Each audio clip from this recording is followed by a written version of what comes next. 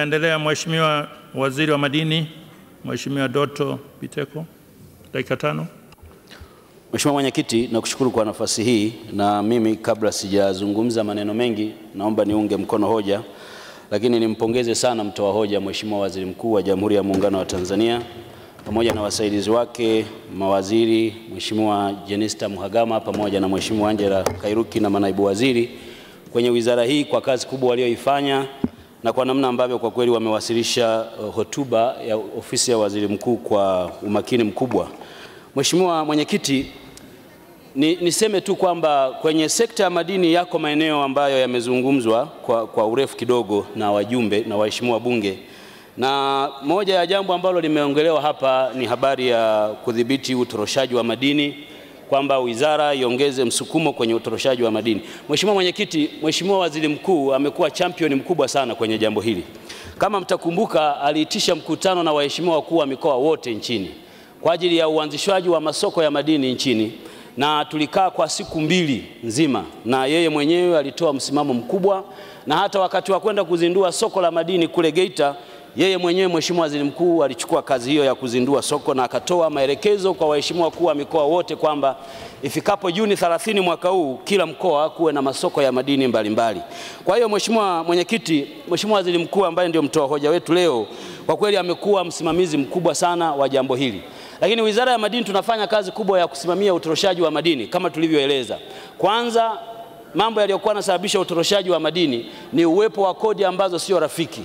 Watu walikuwa wanaona nafuu kwenda kuuza kwenye masoko yasiyojulikana kwa sababu uwepo wa kodi nyingi ulikuwa unawafanya waogope kwenda kwenye masoko hayo.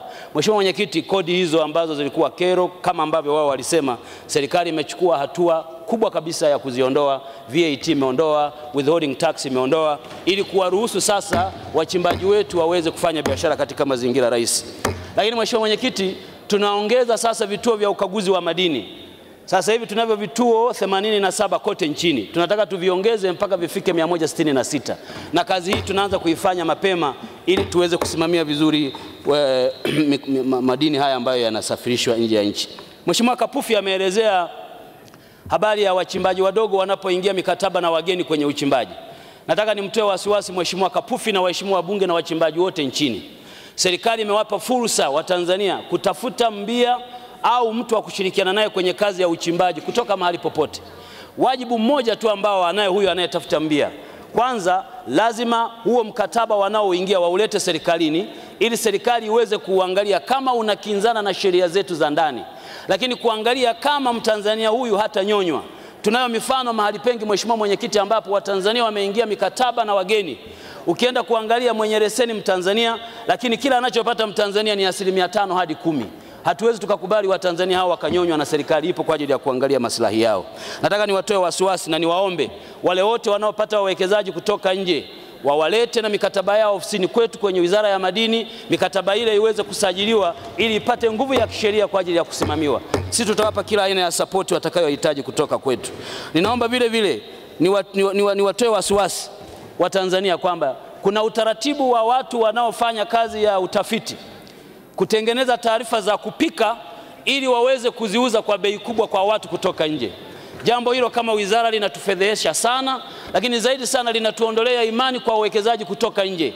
Tumeamua Mheshimiwa Mwenyekiti, Wizara ya Madini tunataka tuanzishe mchakato wa kuanzisha bodi itakayowasajili wa jiolojia wote nchini, ili kila mmoja anapofanya kazi ya utafiti na kutoa geological report aweze kubanwa na sheria, asiweze kupika matokeo kwa ajili ya kutafuta fedha. Asante sana Mheshimiwa. Kuunga mkono hoja. Asante sana. Asante. Tunaendelea. Mheshimiwa Hamisi Kigwangalla.